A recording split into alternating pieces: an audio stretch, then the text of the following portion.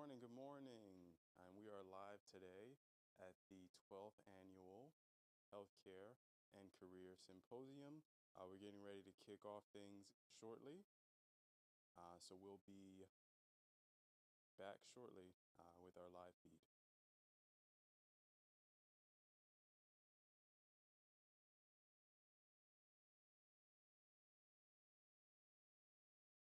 Whose sole mission is to provide academic and career opportunities for individuals that want to pursue a career in the medical profession and to provide access to quality health care to underserved and underprivileged communities in Palm Beach County.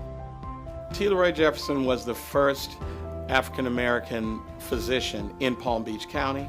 He provided health care on a bicycle, and his payment was through barter, like chickens and cattle, and those things of value in our culture at that time.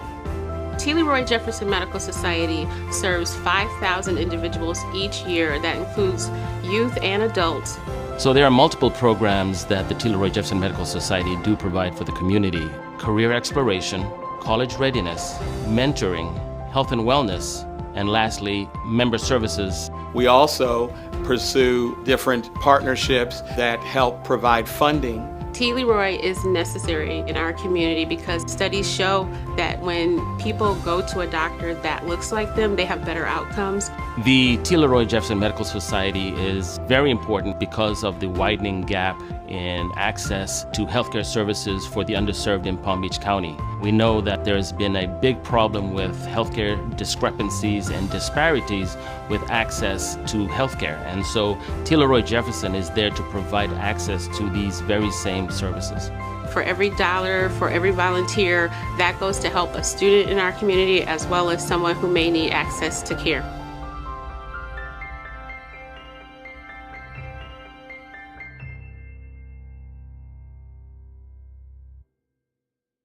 The TLJMS Jefferson Medical Society is an organization of primarily black professionals whose sole mission is to provide academic and career opportunities for individuals that want to pursue a career in the medical profession and to provide access to quality health care to underserved and underprivileged communities in Palm Beach County.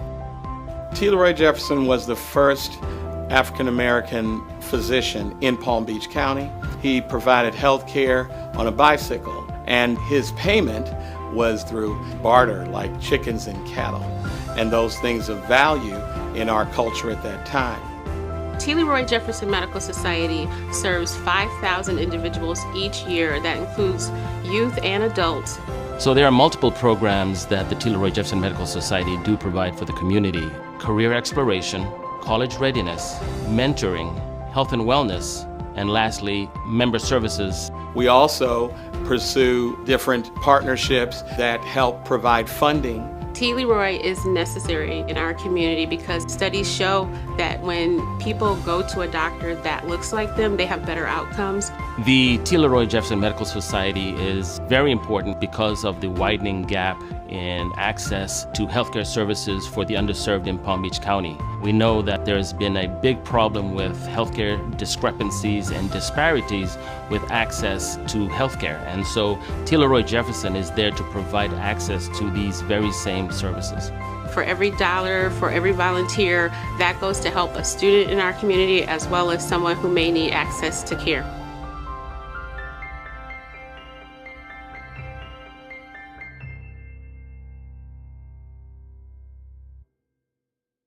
The TLJMS Jefferson Medical Society is an organization of primarily black professionals whose sole mission is to provide academic and career opportunities for individuals that want to pursue a career in the medical profession and to provide access to quality health care to underserved and underprivileged communities in Palm Beach County. TLJMS Jefferson was the first African-American physician in Palm Beach County. He provided health care on a bicycle, and his payment was through barter, like chickens and cattle, and those things of value in our culture at that time. TLJMS Jefferson Medical Society serves 5,000 individuals each year. That includes youth and adults. So there are multiple programs that the TLJMS Medical Society do provide for the community: career exploration, college readiness, mentoring, health and wellness, and lastly, member services. We also pursue different partnerships that help provide funding. T. Leroy is necessary in our community because studies show that when people go to a doctor that looks like them, they have better outcomes. The TLJMS Medical Society is very important because of the widening gap in access to healthcare services for the underserved in Palm Beach County. We know that there's been a big problem with healthcare discrepancies and disparities with access to healthcare. And so T. Leroy Jefferson is there to provide access to these very same services. For every dollar, for every volunteer, that goes to help a student in our community as well as someone who may need access to care.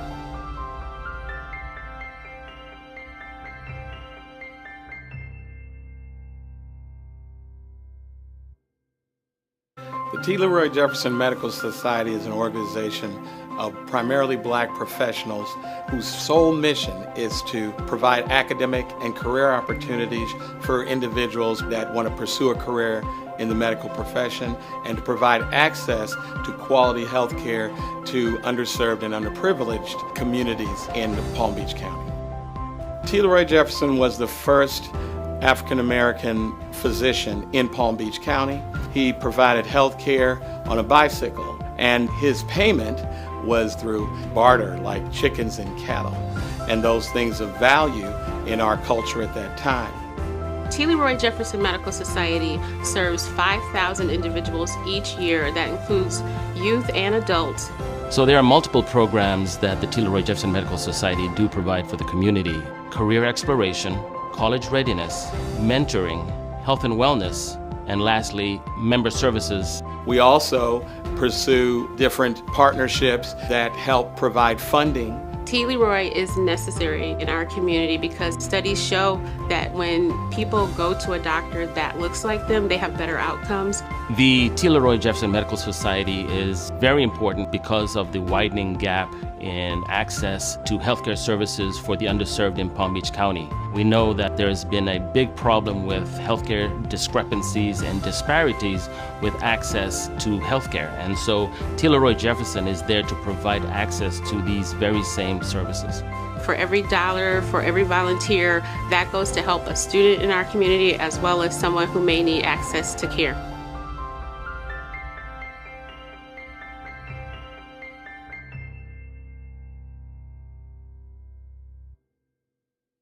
The T. Leroy Jefferson Medical Society is an organization of primarily black professionals whose sole mission is to provide academic and career opportunities for individuals that want to pursue a career in the medical profession and to provide access to quality health care to underserved and underprivileged communities in Palm Beach County. T. Leroy Jefferson was the first African-American physician in Palm Beach County. He provided health care on a bicycle, and his payment was through barter, like chickens and cattle, and those things of value in our culture at that time. T. Leroy Jefferson Medical Society serves 5,000 individuals each year. That includes youth and adults. So there are multiple programs that the T. Leroy Jefferson Medical Society do provide for the community: career exploration, college readiness, mentoring, health and wellness, and lastly, member services. We also pursue different partnerships that help provide funding. T. Leroy is necessary in our community because studies show that when people go to a doctor that looks like them, they have better outcomes. The T. Leroy Jefferson Medical Society is very important because of the widening gap in access to healthcare services for the underserved in Palm Beach County. We know that there's been a big problem with healthcare discrepancies and disparities with access to healthcare. And so T. Leroy Jefferson is there to provide access to these very same services. For every dollar, for every volunteer, that goes to help a student in our community as well as someone who may need access to care.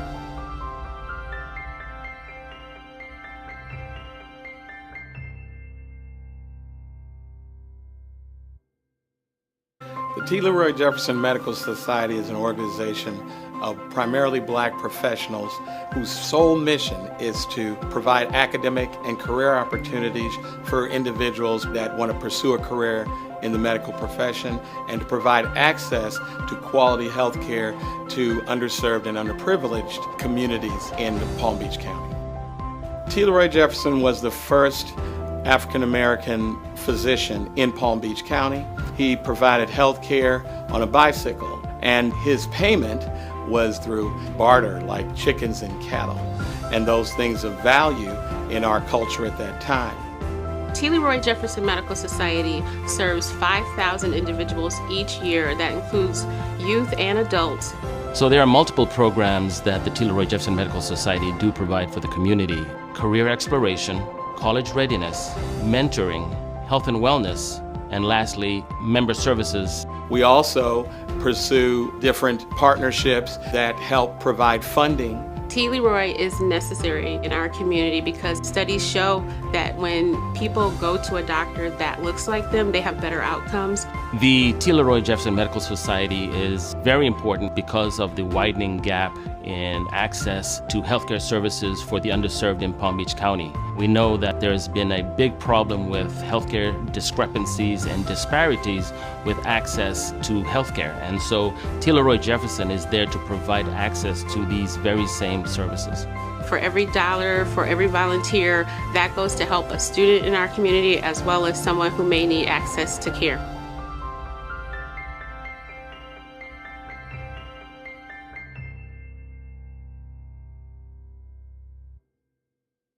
The T. Leroy Jefferson Medical Society is an organization of primarily black professionals whose sole mission is to provide academic and career opportunities for individuals that want to pursue a career in the medical profession and to provide access to quality health care to underserved and underprivileged communities in Palm Beach County.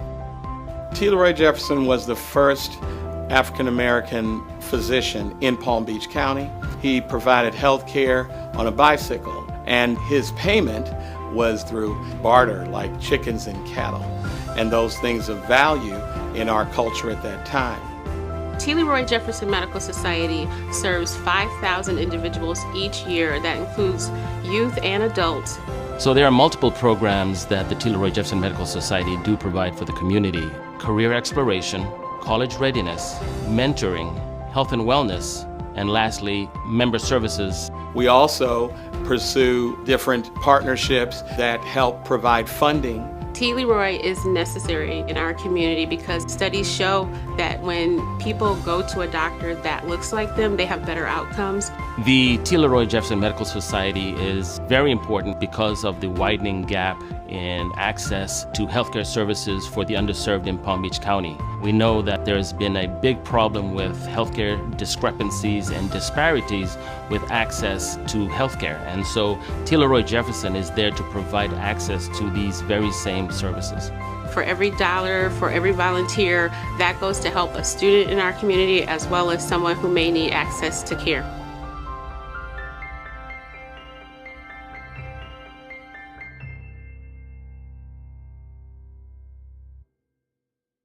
The T. Leroy Jefferson Medical Society is an organization of primarily black professionals whose sole mission is to provide academic and career opportunities for individuals that want to pursue a career in the medical profession and to provide access to quality health care to underserved and underprivileged communities in Palm Beach County. T. Leroy Jefferson was the first African-American physician in Palm Beach County. He provided health care on a bicycle, and his payment was through barter, like chickens and cattle, and those things of value in our culture at that time. T. Leroy Jefferson Medical Society serves 5,000 individuals each year. That includes youth and adults. So there are multiple programs that the T. Leroy Jefferson Medical Society do provide for the community: career exploration, college readiness, mentoring, health and wellness, and lastly, member services. We also pursue different partnerships that help provide funding. T. Leroy is necessary in our community because studies show that when people go to a doctor that looks like them, they have better outcomes. The T. Leroy Jefferson Medical Society is very important because of the widening gap in access to healthcare services for the underserved in Palm Beach County. We know that there's been a big problem with healthcare discrepancies and disparities with access to healthcare. And so T. Leroy Jefferson is there to provide access to these very same services. For every dollar, for every volunteer, that goes to help a student in our community as well as someone who may need access to care.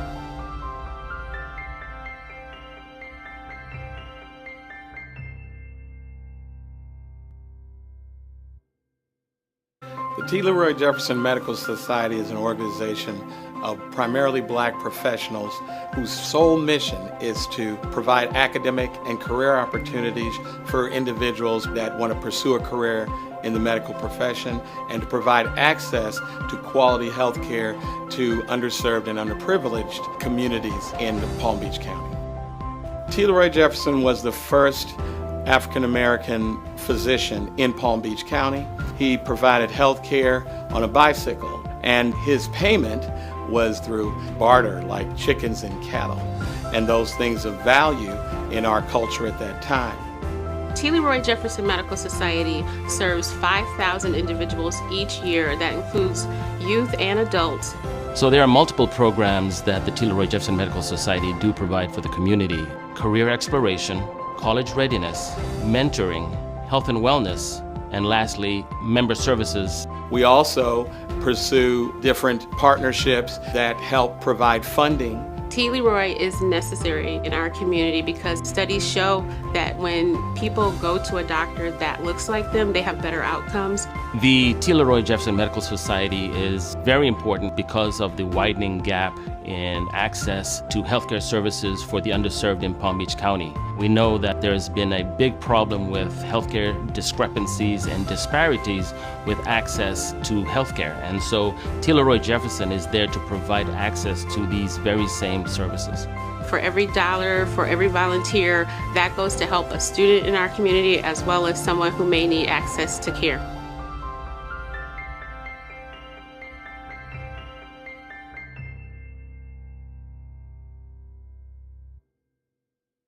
The T. Leroy Jefferson Medical Society is an organization of primarily black professionals whose sole mission is to provide academic and career opportunities for individuals that want to pursue a career in the medical profession and to provide access to quality health care to underserved and underprivileged communities in Palm Beach County.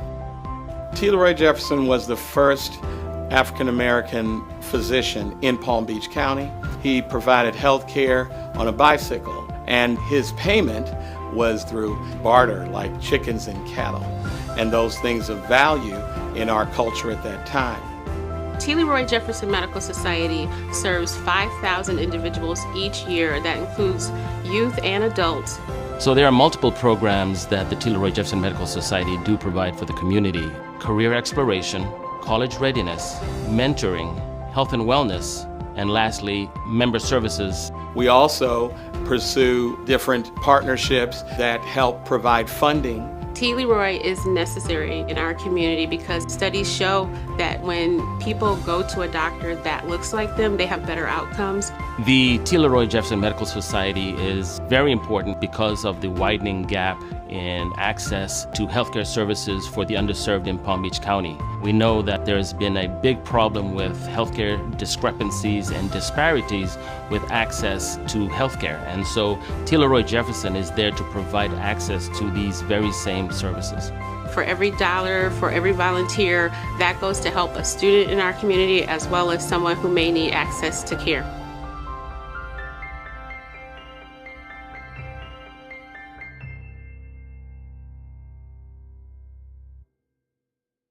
The T. Leroy Jefferson Medical Society is an organization of primarily black professionals whose sole mission is to provide academic and career opportunities for individuals that want to pursue a career in the medical profession and to provide access to quality health care to underserved and underprivileged communities in Palm Beach County. T. Leroy Jefferson was the first African American physician in Palm Beach County. He provided health care on a bicycle, and his payment was through barter, like chickens and cattle, and those things of value in our culture at that time. T. Leroy Jefferson Medical Society serves 5,000 individuals each year. That includes youth and adults. So there are multiple programs that the T. Leroy Jefferson Medical Society do provide for the community: career exploration, college readiness, mentoring, health and wellness, and lastly, member services. We also pursue different partnerships that help provide funding. T. Leroy is necessary in our community because studies show that when people go to a doctor that looks like them, they have better outcomes. The T. Leroy Jefferson Medical Society is very important because of the widening gap in access to healthcare services for the underserved in Palm Beach County. We know that there's been a big problem with healthcare discrepancies and disparities with access to healthcare. And so T. Leroy Jefferson is there to provide access to these very same services. For every dollar, for every volunteer, that goes to help a student in our community as well as someone who may need access to care.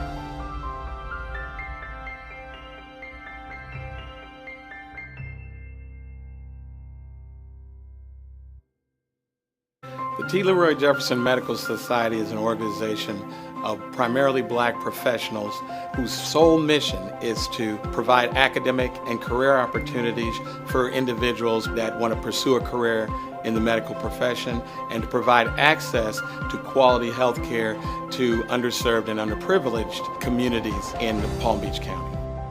T. Leroy Jefferson was the first African American physician in Palm Beach County. He provided health care on a bicycle, and his payment was through barter, like chickens and cattle, and those things of value in our culture at that time. T. Leroy Jefferson Medical Society serves 5,000 individuals each year. That includes youth and adults. So there are multiple programs that the T. Leroy Jefferson Medical Society do provide for the community: career exploration, college readiness, mentoring, health and wellness, and lastly, member services. We also pursue different partnerships that help provide funding. T. Leroy is necessary in our community because studies show that when people go to a doctor that looks like them, they have better outcomes. The T. Leroy Jefferson Medical Society is very important because of the widening gap in access to healthcare services for the underserved in Palm Beach County. We know that there's been a big problem with healthcare discrepancies and disparities with access to healthcare. And so T. Leroy Jefferson is there to provide access to these very same services. For every dollar, for every volunteer, that goes to help a student in our community as well as someone who may need access to care.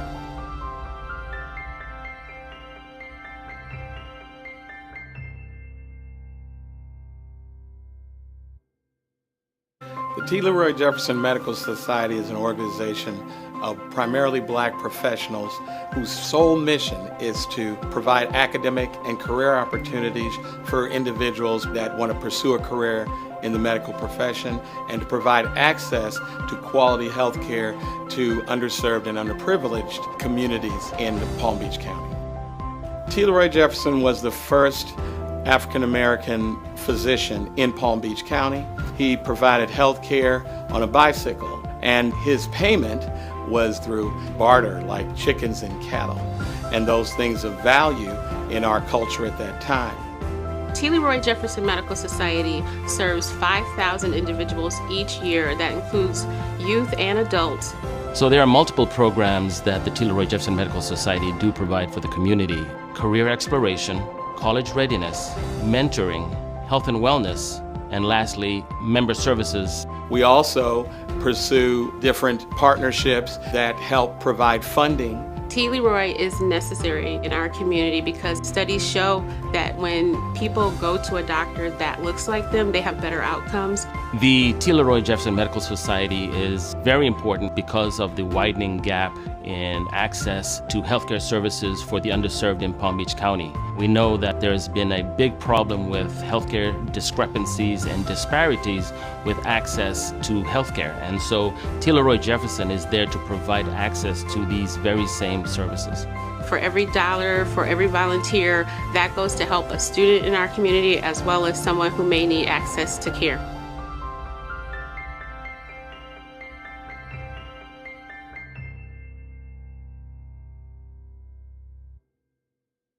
The T. Leroy Jefferson Medical Society is an organization of primarily black professionals whose sole mission is to provide academic and career opportunities for individuals that want to pursue a career in the medical profession and to provide access to quality health care to underserved and underprivileged communities in Palm Beach County. T. Leroy Jefferson was the first African American physician in Palm Beach County. He provided health care on a bicycle, and his payment was through barter, like chickens and cattle, and those things of value in our culture at that time. T. Leroy Jefferson Medical Society serves 5,000 individuals each year. That includes youth and adults. So there are multiple programs that the T. Leroy Jefferson Medical Society do provide for the community: career exploration, college readiness, mentoring, health and wellness, and lastly, member services. We also pursue different partnerships that help provide funding. T. Leroy is necessary in our community because studies show that when people go to a doctor that looks like them, they have better outcomes.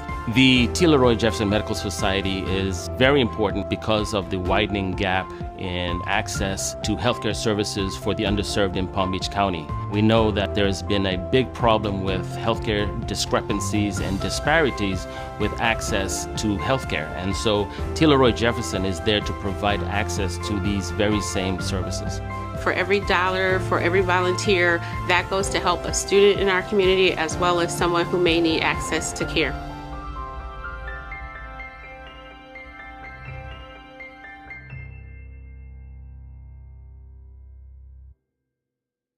The T. Leroy Jefferson Medical Society is an organization of primarily black professionals whose sole mission is to provide academic and career opportunities for individuals that want to pursue a career in the medical profession and to provide access to quality health care to underserved and underprivileged communities in Palm Beach County.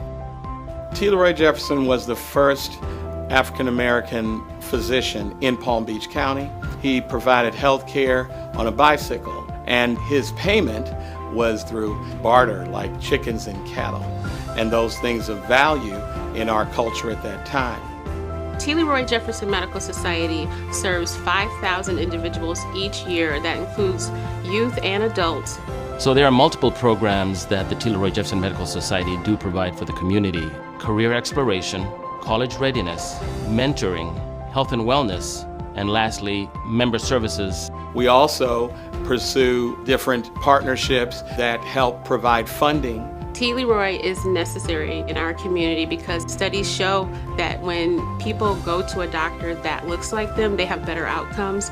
The T. Leroy Jefferson Medical Society is very important because of the widening gap in access to healthcare services for the underserved in Palm Beach County. We know that there's been a big problem with healthcare discrepancies and disparities with access to healthcare. And so T. Leroy Jefferson is there to provide access to these very same services.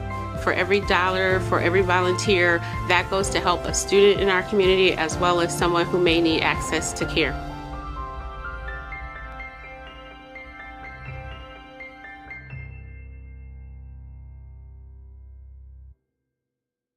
The T. Leroy Jefferson Medical Society is an organization of primarily black professionals whose sole mission is to provide academic and career opportunities for individuals that want to pursue a career in the medical profession and to provide access to quality health care to underserved and underprivileged communities in Palm Beach County.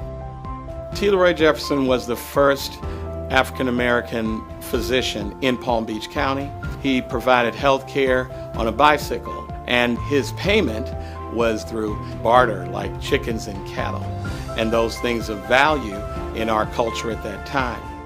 T. Leroy Jefferson Medical Society serves 5,000 individuals each year. That includes youth and adults.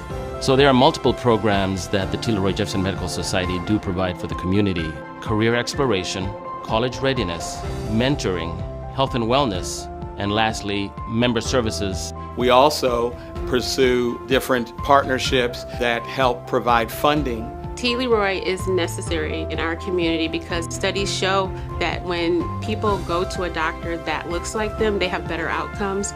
The T. Leroy Jefferson Medical Society is very important because of the widening gap in access to healthcare services for the underserved in Palm Beach County. We know that there's been a big problem with healthcare discrepancies and disparities with access to healthcare. And so T. Leroy Jefferson is there to provide access to these very same services.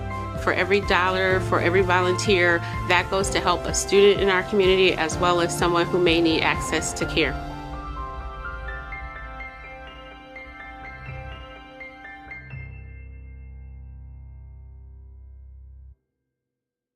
The T. Leroy Jefferson Medical Society is an organization of primarily black professionals whose sole mission is to provide academic and career opportunities for individuals that want to pursue a career in the medical profession and to provide access to quality health care to underserved and underprivileged communities in Palm Beach County.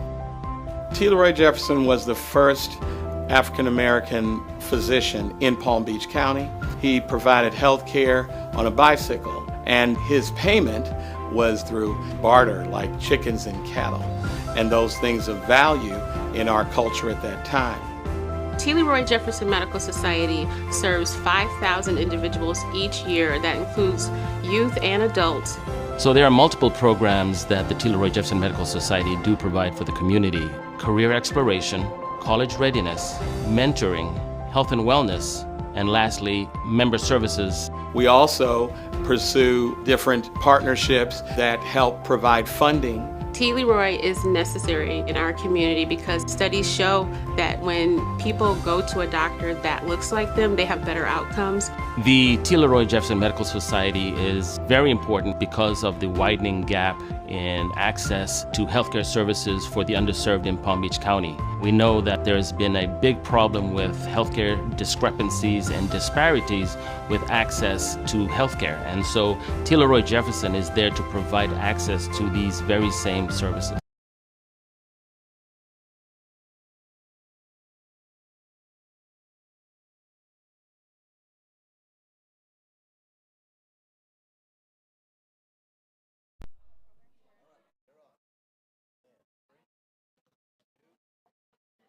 All right, good morning and happy Saturday to all. I am Shanitria Moore, corporate board member with T. Leroy Jefferson Medical Society, and we are here at Inlet Grove for our 12th annual Healthcare and Career Stars of Tomorrow Career Symposium. We are excited. We're bringing in tons and tons of kids, lots and lots of doctors and people from around the county that are supporting this initiative to educate our children and talk about their future. So we're gonna have an exciting day. I'm excited. I've been in the classroom where I've had the opportunity to present and talk to these kids about what is it that you do want to do in the next couple of years. So we're just so honored to have our physicians in this event that actually give our children insight.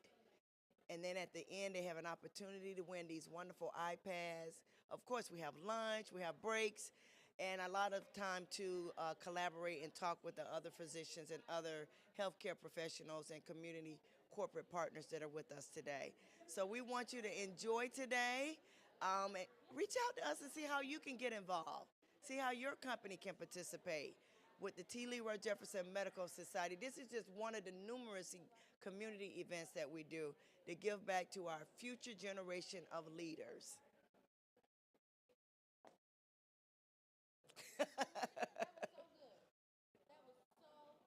Thank you. She's such a hype.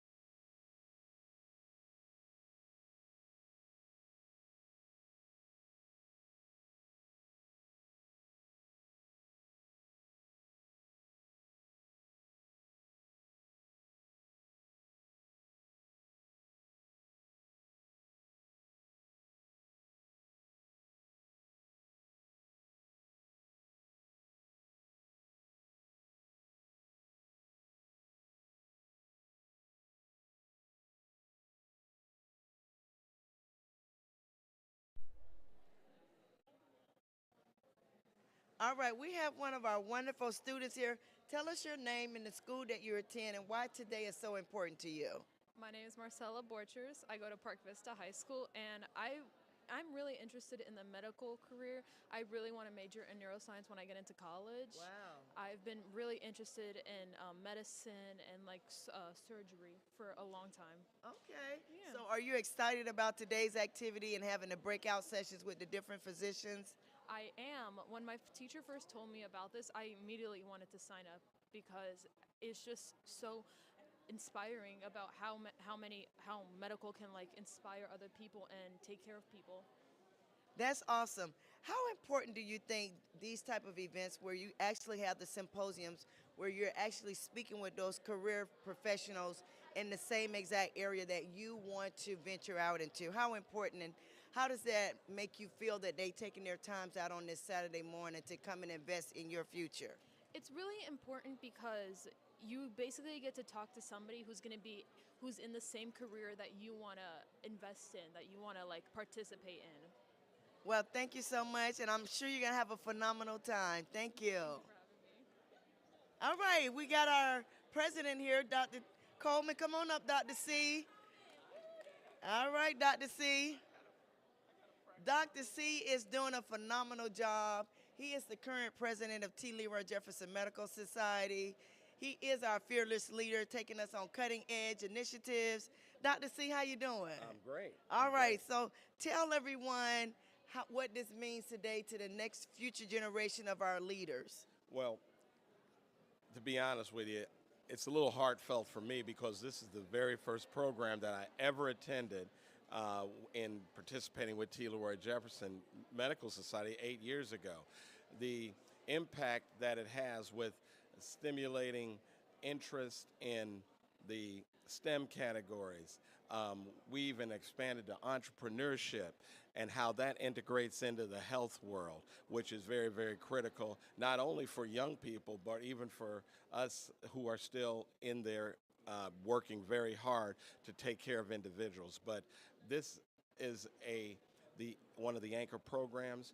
It basically fosters a feeling of mentorship and embracing that we are here, we as an organization are here for all the young people who are even on the edge of thinking they might pursue a career in the various health sciences or even branching out into non-medical issues and professions.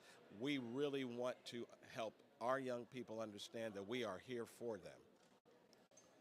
Thank you, Dr. C. And you know, for you all to take your time out on a Saturday to invest in our next generation of leaders, you know, this is something that didn't happen probably 20 years ago. What impact do you think it's making on those future healthcare leaders or whatever industry? What impact do you think if this was available when you were coming up, what difference do you think it would have made? Well, as anything, networking, partnership, is very, very critical in success. It's not necessarily how much you know, but it's who you know. And you should never leave any doors closed. Your critical piece of thought for your own self-reflection is, what do people say when I leave them? What do they say about me? And it's very, very important that we all understand, but particularly our young people, that are people that look like them, that are here, that are always available to be mentors and afford guidance in any aspect, even if it's life stuff, even if it's family things, even if it's non-professional and it's personal. We want those young people to understand that we are here for them on any aspect of life, because that's the only way that we can advance as a culture. Absolutely. And Dr. Coleman, we have brought the finest keynote speakers here year after year. Can you tell us a little bit about today's guest speaker?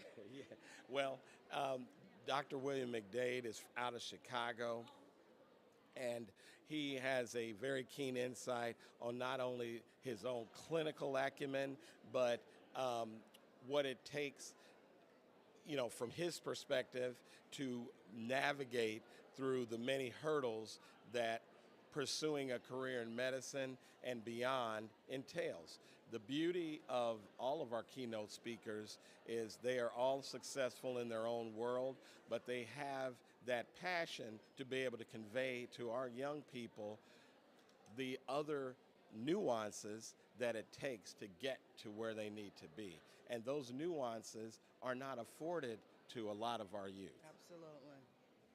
Well, thank you, Dr. C. You're doing a phenomenal job. We're excited about to see what the future holds for T. Leroy Jefferson and the impact that it's having on our community and abroad for our next generation of healthcare leaders. Thank you so much. This is only the beginning. Absolutely. Thanks. Look, they put me on the spot. Look. Yeah, so you want to get me now. All right, who's our next volunteer? Come on.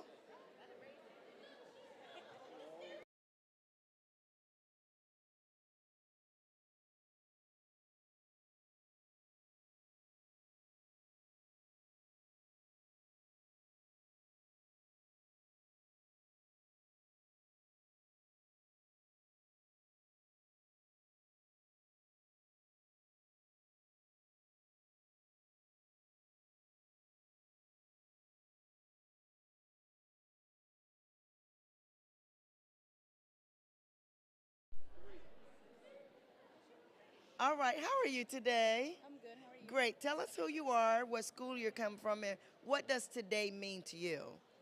My name is Jade Castro. I'm 15 years old, and I go to South Tech Academy. I am in the medical program, and being here today, it shows me how, like, all these opportunities that I could take, because I really want a career in neuroscience, and it brings all of us together with the same interests.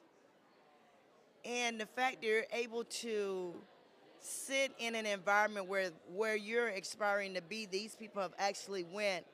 How do you think that's going to impact not only your desire, but your future career, actually speaking with someone in those same fields? I think that talking to someone who is actually a doctor and wanting to aspire to be like them, they can give me, like, advice about how they were going through and how it feels to pursue this dream of theirs. And being a doctor and studying, it's fascinating. Well, thank you so much for coming out. We have an exciting day prepared for you guys. And guys, this is why it's so important to invest in our future generation. And we're so grateful and thankful for all of our community corporate partners, as well as the physicians here, and supporting medical organizations that come out to support this 12th annual career symposium, making sure that we're equipping our leaders for the next generation. Thank you. Thank you. All right. That was great. See?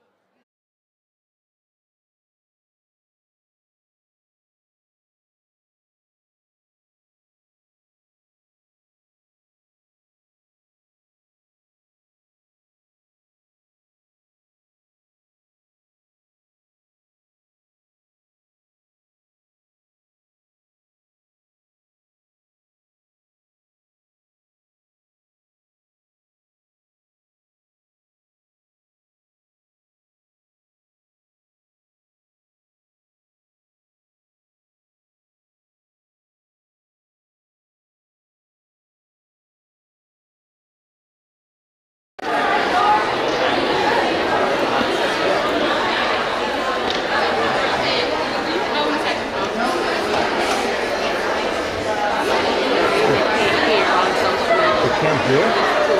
It's too low? Okay.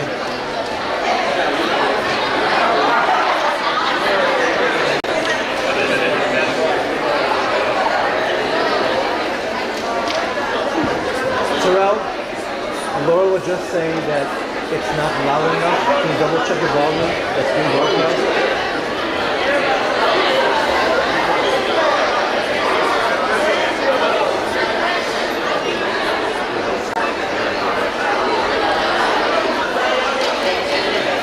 I don't know if they got some comments or what, but she just said that they said they can't hear.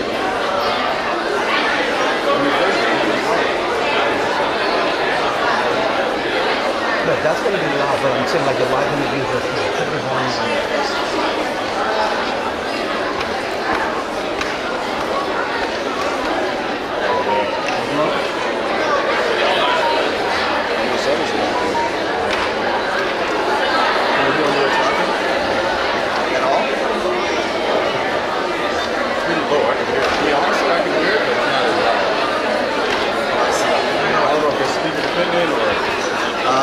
I'll just make sure it's in the yellow.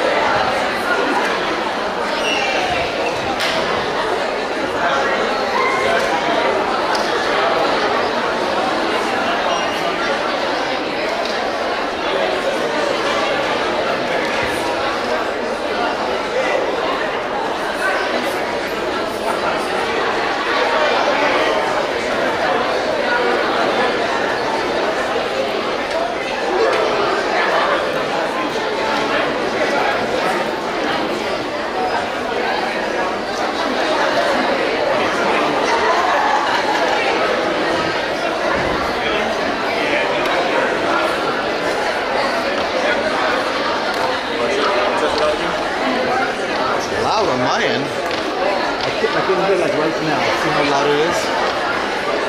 Maybe it was just like one mic. It's kind of boosted higher. We gotta get done. I think we need. Yeah, we need Dr. Duncan to say something before we kick off. Yeah, let's get Dr. Duncan. Yeah.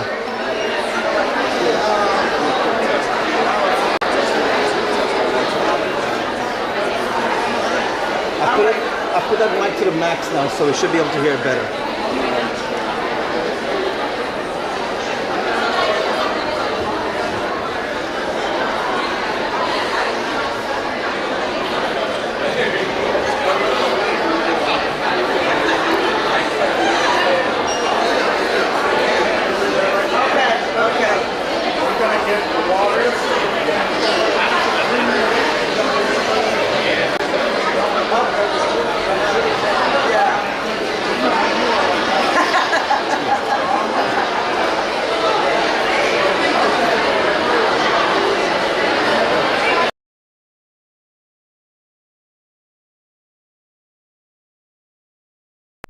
You want me to interview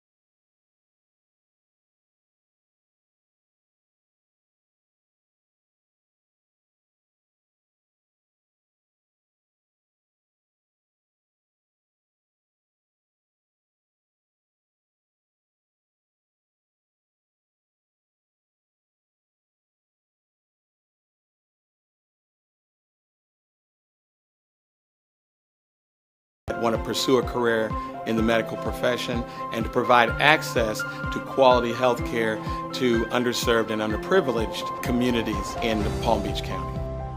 T. Leroy Jefferson was the first African American physician in Palm Beach County. He provided health care on a bicycle, and his payment was through barter, like chickens and cattle, and those things of value in our culture at that time. T. Leroy Jefferson Medical Society serves 5,000 individuals each year. That includes youth and adults. So there are multiple programs that the T. Leroy Jefferson Medical Society do provide for the community: career exploration, college readiness, mentoring, health and wellness, and lastly, member services. We also pursue different partnerships that help provide funding. T. Leroy is necessary in our community because studies show that when people go to a doctor that looks like them, they have better outcomes. The T. Leroy Jefferson Medical Society is very important because of the widening gap in access to healthcare services for the underserved in Palm Beach County. We know that there's been a big problem with healthcare discrepancies and disparities with access to healthcare. And so T. Leroy Jefferson is there to provide access to these very same services. For every dollar, for every volunteer, that goes to help a student in our community as well as someone who may need access to care.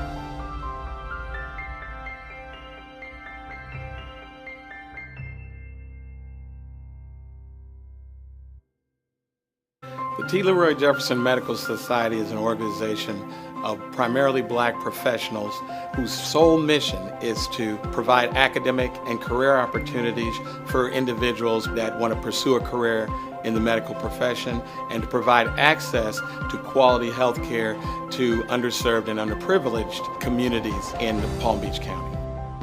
T. Leroy Jefferson was the first African American physician in Palm Beach County. He provided health care on a bicycle, and his payment was through barter, like chickens and cattle, and those things of value in our culture at that time. T. Leroy Jefferson Medical Society serves 5,000 individuals each year. That includes youth and adults. So there are multiple programs that the T. Leroy Jefferson Medical Society do provide for the community: career exploration, college readiness, mentoring, health and wellness, and lastly, member services. We also pursue different partnerships that help provide funding. T. Leroy is necessary in our community because studies show that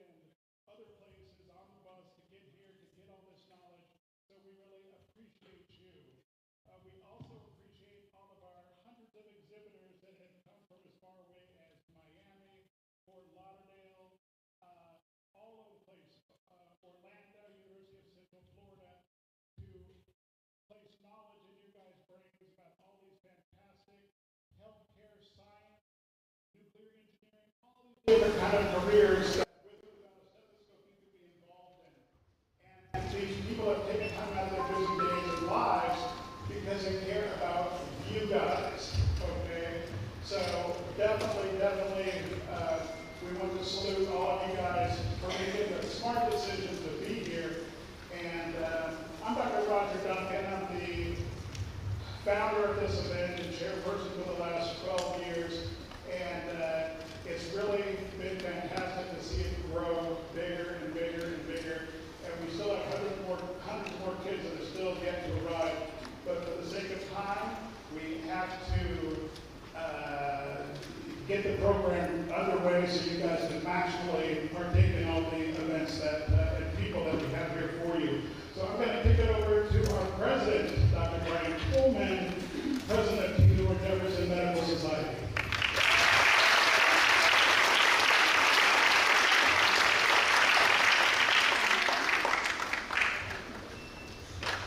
Good morning. Good morning. Welcome, future healthcare and science stars. I would like to welcome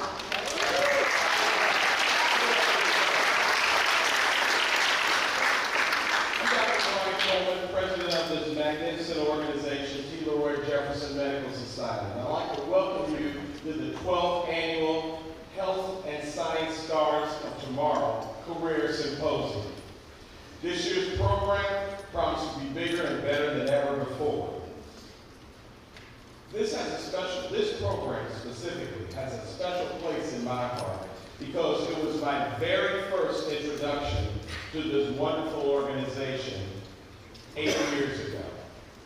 It's so amazing to see how the organization has evolved as our community programs and outreaches expanding on an annual basis, and the new heights that we all anticipate of reaching because of people like yourselves.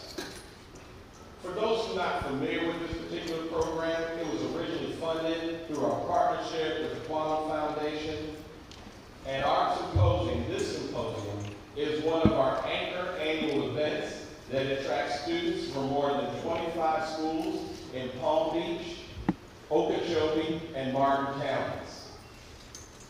I would first like to thank the Inland Grove Community High School for once again allowing us to utilize this tremendous venue to host this program.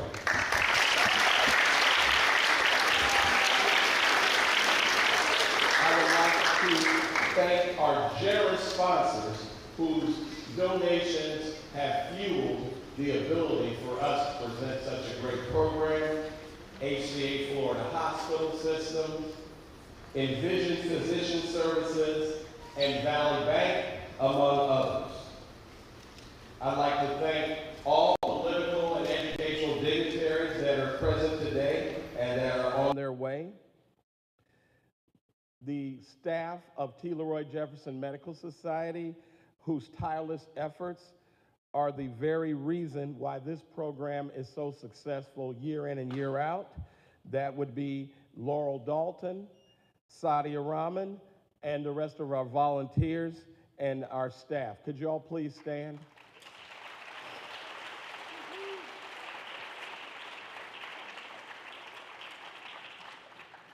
I would like to thank our esteemed keynote speaker, Dr. William McDade, who has a dynamic presentation for you guys, who is an unbelievable man that has accomplishments not only in his own clinical practice, but when it comes to diversity and inclusion, and I think you all will really enjoy what he presents to you guys today. And most importantly, I'd like to thank the man who none of this would be possible. This gentleman is a true pillar, not only of this event, but for our organization for the last 25 plus years. He was the past president of T. Leroy Jefferson Medical Society, the first African American to ever be president of the Palm Beach Medical Society, a practicing anesthesiologist in the HCA system, specifically Palms West, where I'm also active and on staff, Dr. Roger Duncan. I need you all to stand. I need you all to stand for Dr. Roger Duncan. It's very, very important.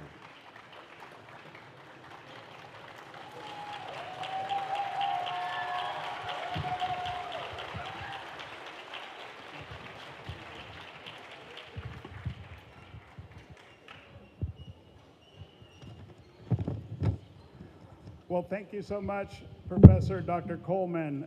Those great words. And once again, I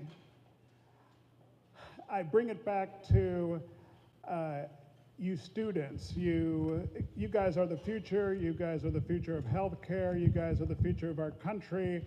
And each of you guys being so brilliant in your own right, We're here to mentor you, to inspire you, and to encourage you to be a trailblazer. And so that's what today is all about. And that's why the exhibitors have all taken time out of their busy lives to come and spend time with you guys. As was mentioned before by Dr. Coleman, T. Leroy Jefferson was the bicycle doctor, first black doctor here in Palm Beach County. More than 100 years ago, he was a trailblazer. He treated everybody regardless of ability to pay. Seminole Indians, black Indians here, or blacks here in the sticks, and was a great physician. So for 75 years, we've had the proud tradition of carrying the organization on in his name and making mentorship happen as one of, we have health fairs where we're treating, complete families, back to school physicals, immunizations. We had a COVID task force ongoing. We're public speaking, opiate abuse task force. We're the full gamut of trying to make sure the next generation of citizens grow up healthy, and we're planting seeds within all of you guys to think about careers in healthcare and engineering, all those stems, of things that can happen.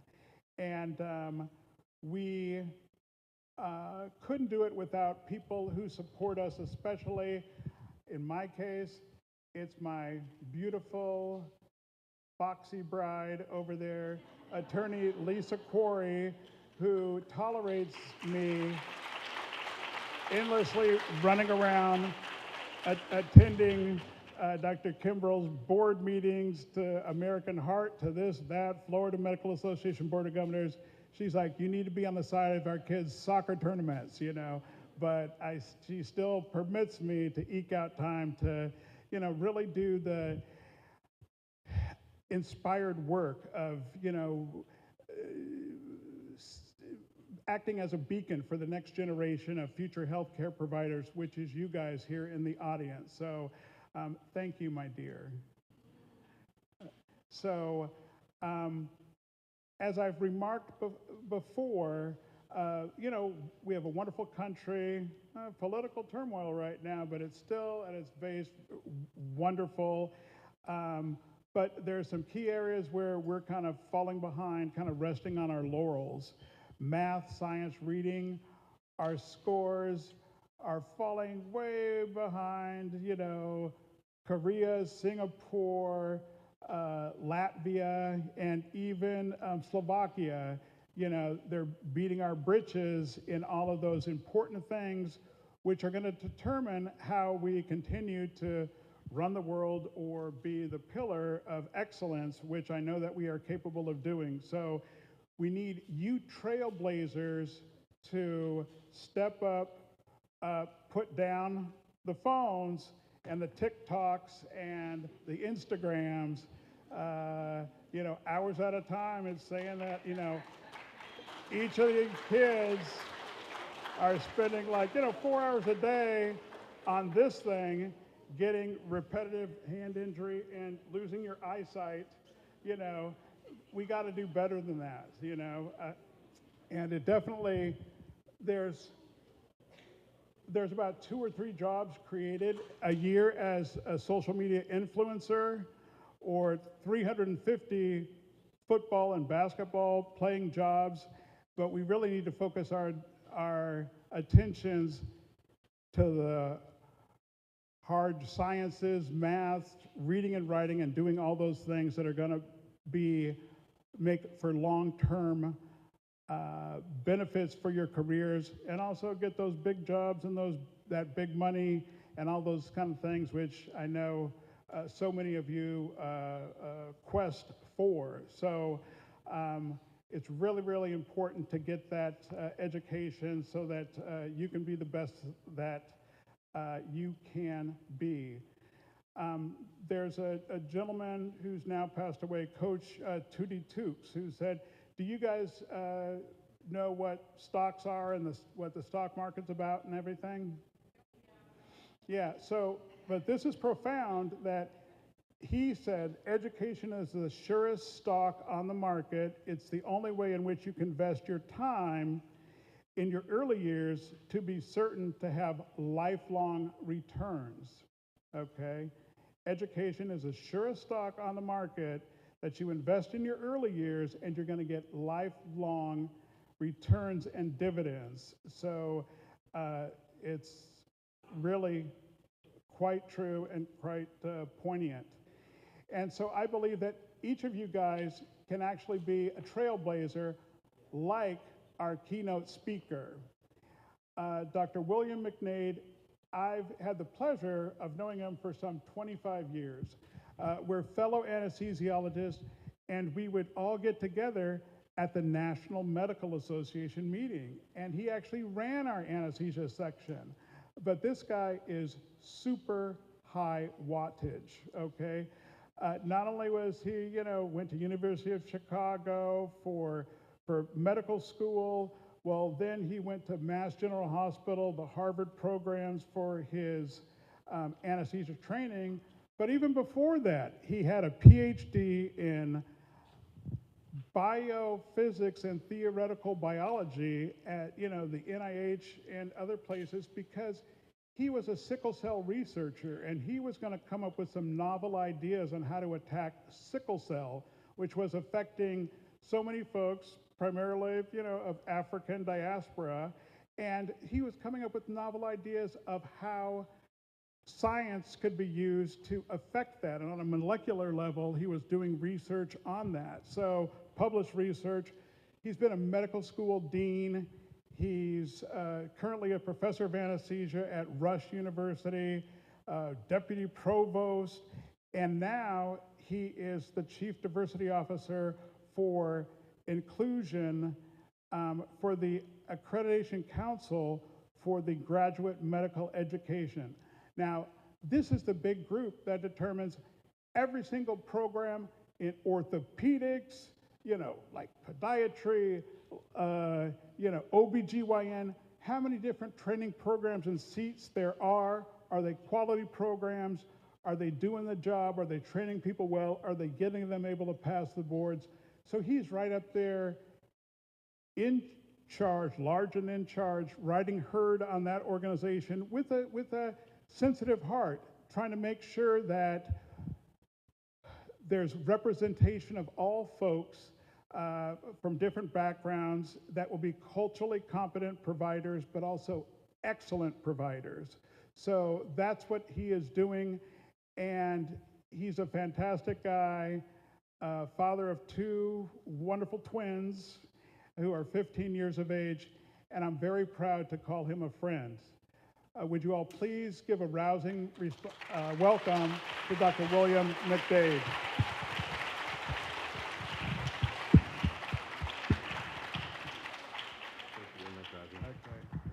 Well, thank you very much, Dr. Duncan. Okay. See, my first slide somehow disappeared. Let's see if we can get it back.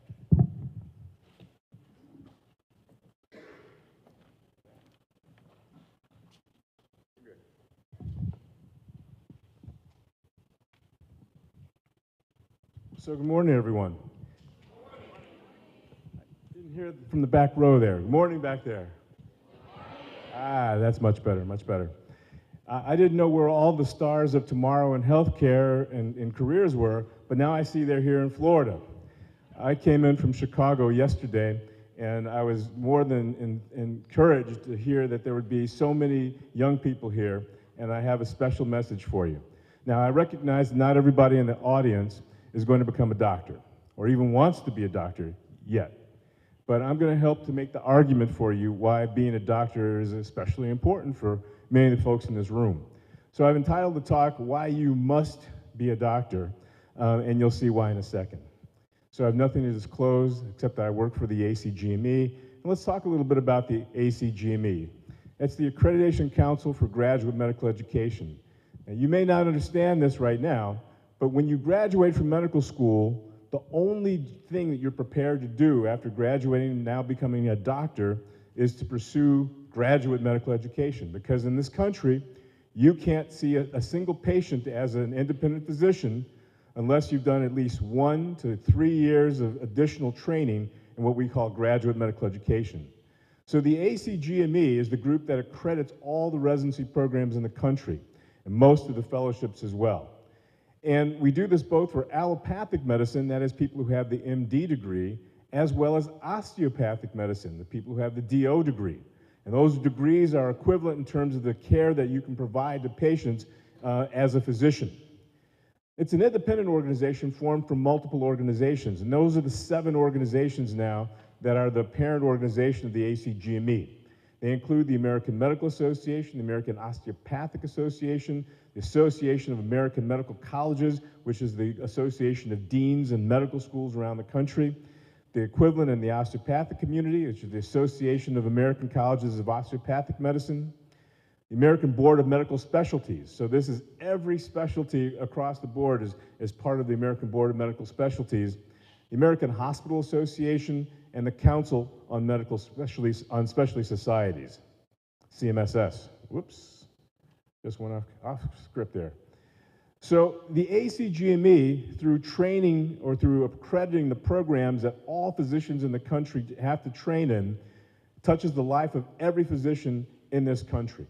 Whether you graduated from a US medical school or osteopathic school, or whether you're an international medical graduate and come to the United States to practice medicine and take care of patients here, the ACGME has something to do with your education along the way. And programs allow themselves to be accredited because of the way that we fund graduate medical education in America. Most graduate medical education is funded through the Medicare program, which is the program that was designed in 1964 to take care of all of the senior citizens in the world, in the United States rather. And so the funding for the future physicians of this country comes from, in part, payments that we make to care for the elderly. Now, there's 2 exceptions, and they're ironic, of course. One is that it doesn't pay for pediatric care, because there aren't any pediatric patients, or very few pediatric patients who qualify for Medicare. But the other source or the other specialty that's not covered is preventive medicine, oddly enough. And they are funded through separate acts within Congress every year to also provide educational funds to hospitals and institutions. We call them sponsoring institutions that provide education for graduate medical education, the residencies and fellows. The interesting thing about that is that if you don't have ACGME accreditation, you don't receive funding, and most places won't have residency, won't have medical education programs. So everybody thinks it's very important to comply with the regulations, with the requirements that ACGME puts forward. And that's why this is a very interesting position to be in of national import. Now this book, which is 600 pages, was published over 20 years ago now. It's called Unequal Treatment. And it was put together by the Institute of Medicine, now called the National Academy of Medicine, and it focused on looking at healthcare disparities as a function of race and ethnicity. It was found across a wide range of clinical settings and was responsible for excess mortality among minority individuals. And this is a phrase that was coined by my colleague, Dr. Harold Freeman. And so what is healthcare disparity? So if you look at the figure I have over here, healthcare disparity represents the difference between the healthcare quality of minoritized people and those of non-minoritized people in this country. And so it's made up of 3 things, the report said. It's clinical appropriateness and need and patient preferences, operation of healthcare systems and legal and regulatory climate, and then discrimination, biases, stereotype, and uncertainty. And we'll talk about the first 2 of these briefly. So the idea that racism in our country actually impacts your health in a negative way was described by Nancy Krieger in this particular study, where she said that racism over the course of the life of an individual adversely affects the population health of those oppressed individuals. And the discrimination contributes to high blood pressure, hypertension, metabolic abnormalities, and low-density lipoprotein, cholesterol, increased abdominal adipose tissue, i.e. overweight and obesity, insulin resistance and type 2 diabetes, and coronary artery disease. It's heart attacks. And another idea that came through is from Dr. Geronimus, Arline Geronimus, who talks about the concept of weathering. That is, that if you grow up in an environment where there's structural influences in your life that causes a diminution of your healthcare quality, that actually weighs on you over time and impacts a number of different problems. So for anywhere from low birth weight, increased infant mortality, increased hypertension, increased cardiovascular disease, increased strokes, increased diabetes, all of those things in part come from the environment that you accumulate over time because of the stress that's involved in living in those circumstances, a phenomenon she calls weathering. And if you look and see how weathering actually occurs, you got to go back in time, where you look at the idea that there was institutionalized slavery in the United States for many years.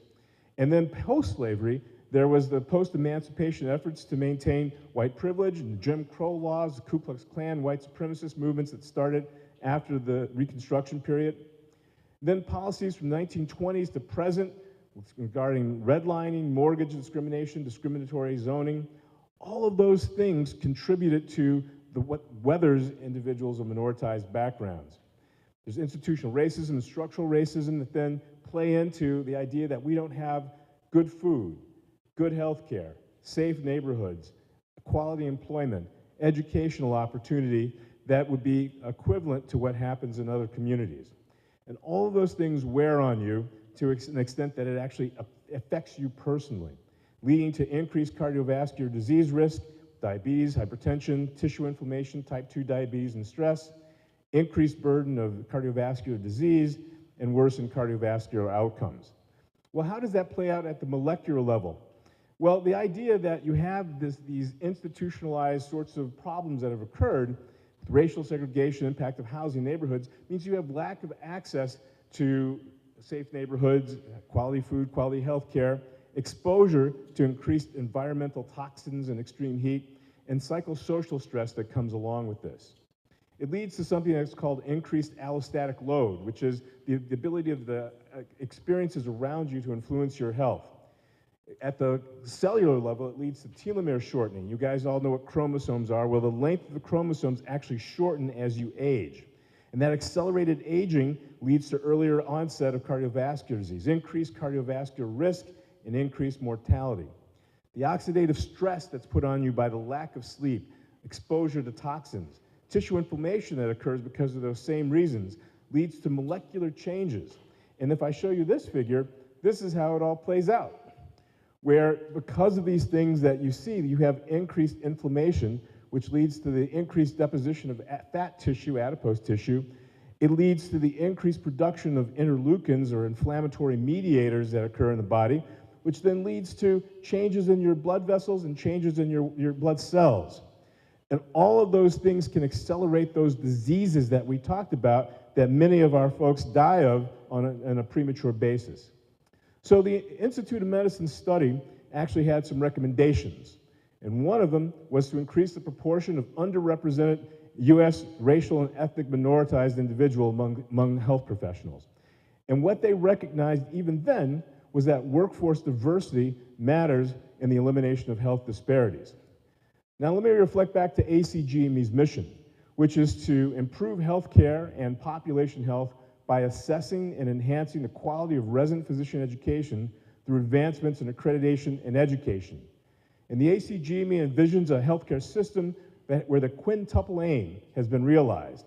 And it aspires to advance a transformed system in graduate medical education with global reach immersed in evidence, driven by data, providing clinical learning and care environments defined by excellence in clinical care, safety, cost effectiveness, professionalism, and diversity, equity, and inclusion. Our mission is to educate physicians who are more likely to serve in these underserved areas and serve the patients who live there, because we think it's going to increase access to health care, improving trust, communication, and outcomes for those most at risk for health disparities. So the ACGME board enacted what we call common program requirements. Those are the rules by which residency programs in the country run.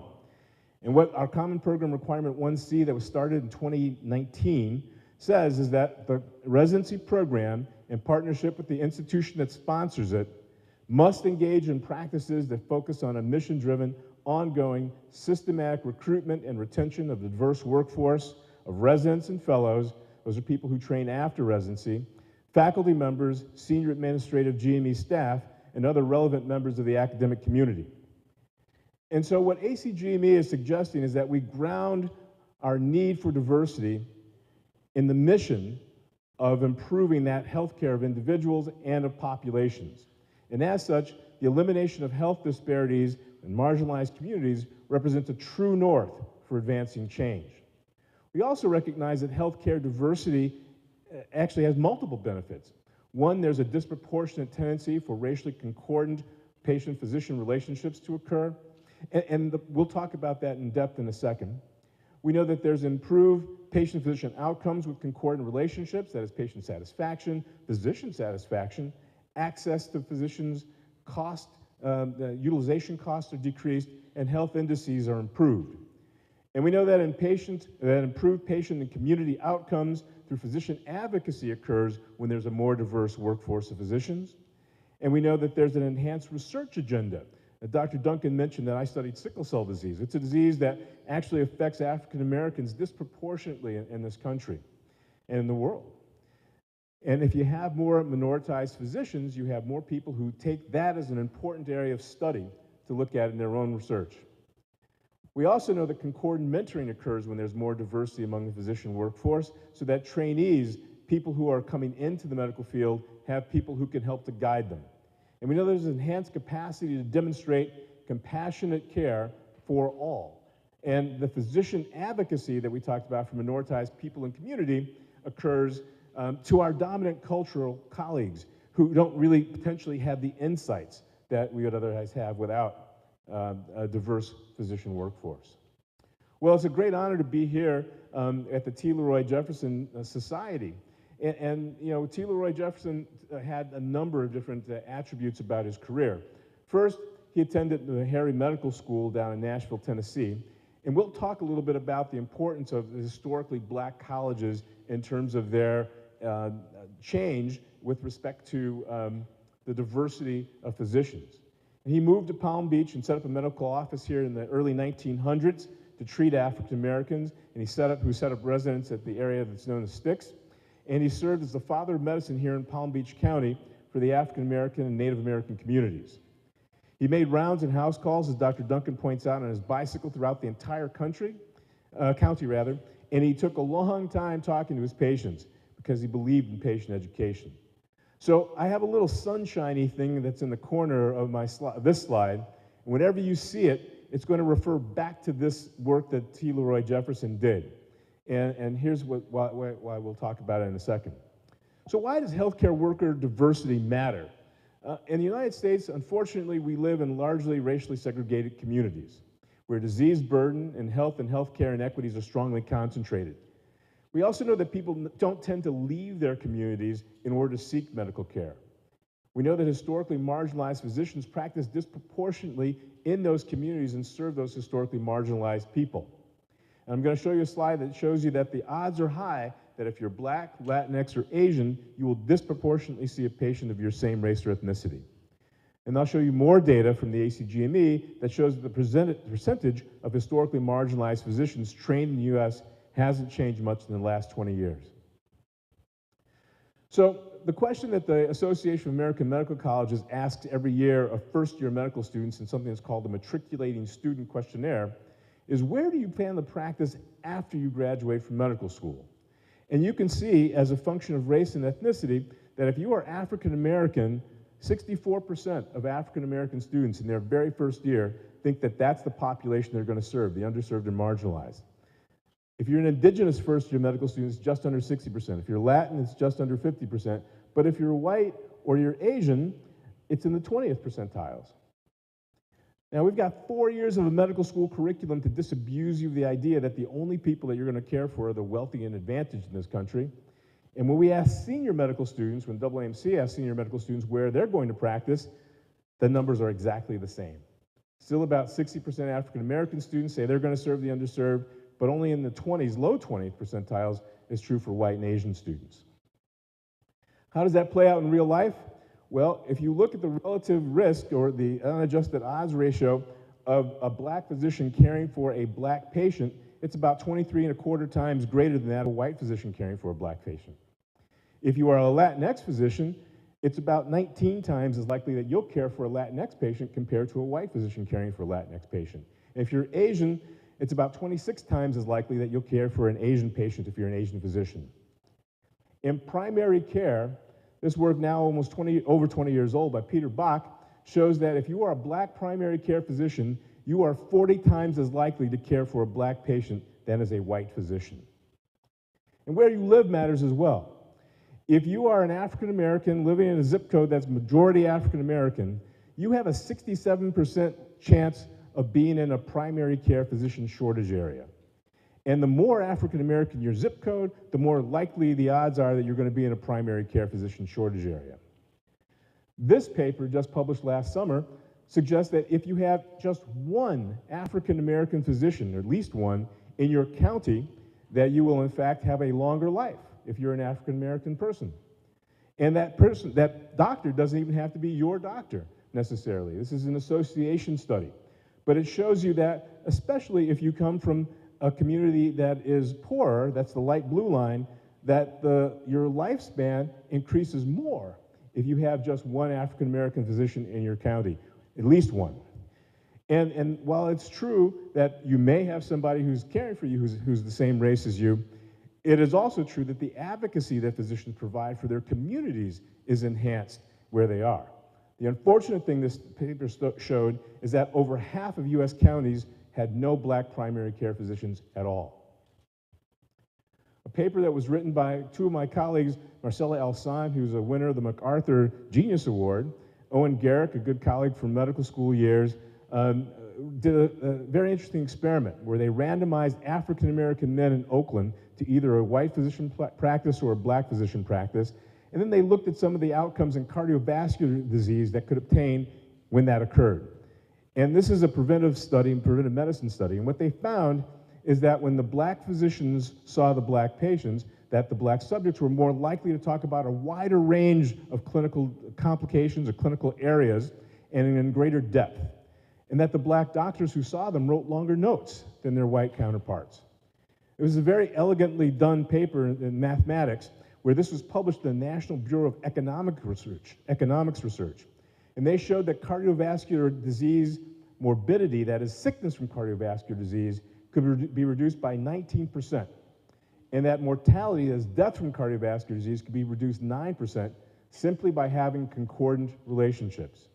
And they felt this was due to diabetes, cholesterol screening, invasive testing, all up 20% in concordant relationships, and return visits were up 20% in concordant relationships. This is a pre-COVID study done in 2018, and they showed that even flu shots were more likely in concordant relationships. This is a paper that was published in PNAS that many of you may have seen because it was focused here in Florida. They looked at live births between 1992 and 2015, and there were 1.8 million of those births. And what they showed in this association paper is that if you had a black perinatologist as a black infant, you were less likely to die. That white babies lived at the rate 3 times that of black babies. But if you were seen by a black perinatologist, you could cut that death rate almost in half, 53 to 56%. Interestingly enough, they showed that there was no impact on maternal mortality with racial concordance with their obstetrician. Now, the idea is that there's increased communication that can occur between people of the same race and ethnicity in a physician-patient relationship, but that's not all. Lisa Cooper at Johns Hopkins and Neil Poe wrote this paper a while ago that showed that the association between race and higher patient ratings as satisfaction is independent of patient-centered communication, suggesting that there are other factors such as patient-physician attitudes that may mediate the relationship.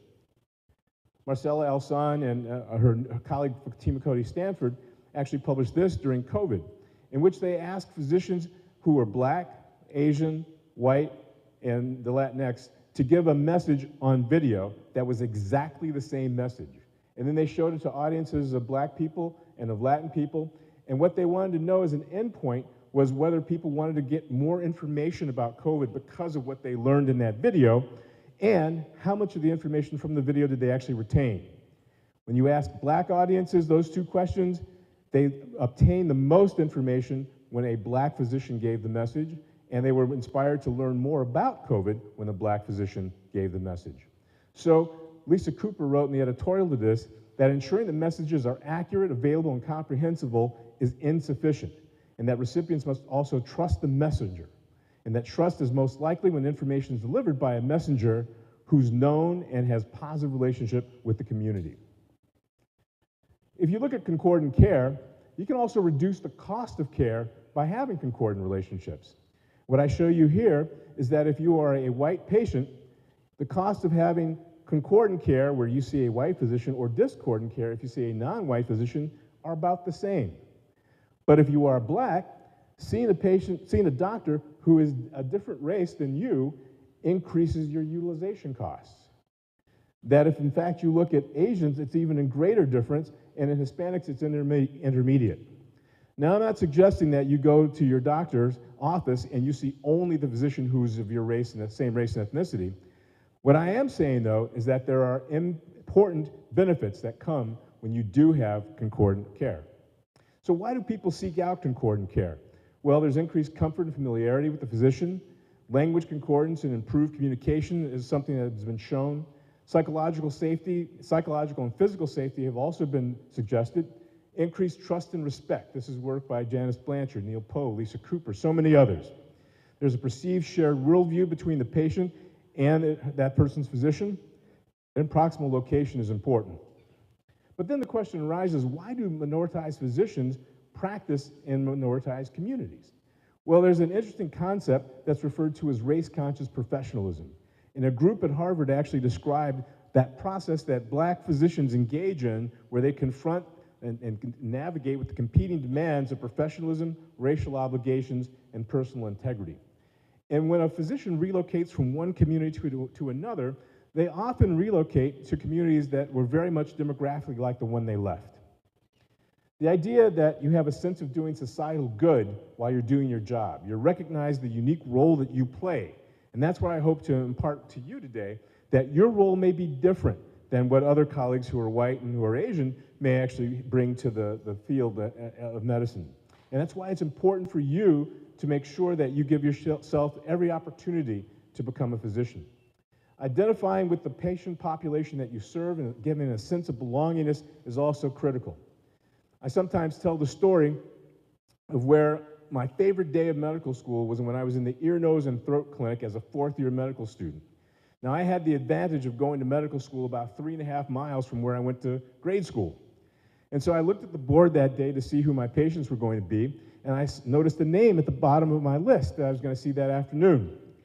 When I walked into the room, I saw her, and it was amazing how much she still looked the same. But it was my kindergarten teacher. And to me, being able to see my kindergarten teacher as her physician was quite an amazing phenomenon. And it really shows you why people go back and practice in their communities, because they recognize that they can be a part of improving the lives of people who actually help them. The realization also is that there may be racism and exclusion from all other communities, dominant culture communities of minoritized physicians, and that may somehow play a role in where people practice. But the benefits of concordant care is that they address the unfortunate reality of how we trust in American society. We know that attention to adhere to medical advice is heightened in concordant relationships, and patient satisfaction is better among people who receive concordant care. We know that there are improved clinical outcomes in some categories. But the bottom line is it improves access to care for individuals who would rather forego care than to receive it in an environment that dehumanizes them, discriminates against them, or fails to communicate effectively with them. But concordant care isn't forcing people to work where they don't want to. It's not limiting patient access to only racially concordant physicians. It's not stopping patients from seeing the most appropriate physician. Proximity is important, but only one factor. You have to have physicians who are willing to accept governmental reimbursement, and patient choice obviously plays a role. But I say all this to tell you that I didn't invent concordant care. In fact, this is an important document that was written by this gentleman here, Abraham Flexner, an educator who was hired by the Carnegie Foundation and the American Medical Association's Council on Medical Education. Ironically, I chaired the Council on Medical Education for the AMA at one point in my career, about maybe 10 years ago.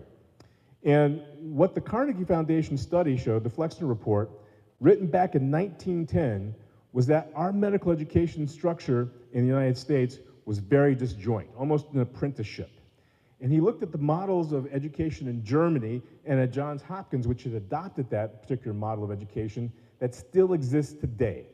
The first 2 years of medical school, basic sciences, the last 2 years of medical school, clinical sciences.